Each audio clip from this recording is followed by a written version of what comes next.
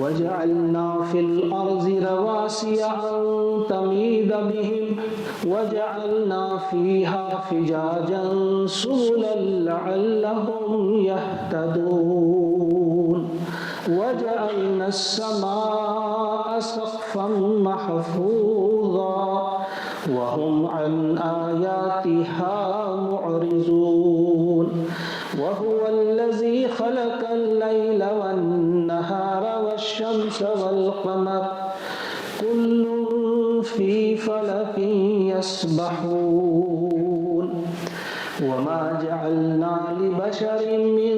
قبلك الخلد أفإن مت فهم الخالدون كل نفس ذائقة الموت ونبلوكم بالشر والخير فتنة وإلينا ترجعون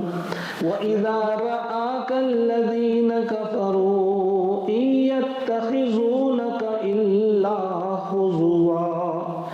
أهذا الذي يذكر آلهتكم وهم بذكر الرحمن هم كافرون صدق الله العظيم اللهم اجعل القرآن ربيع قلوبنا ونور أبصارنا وشفاء صدورنا وذهاب همومنا وغمومنا اللهم ارحمنا بالقرآن واجعله لنا إماما ونورا وهدى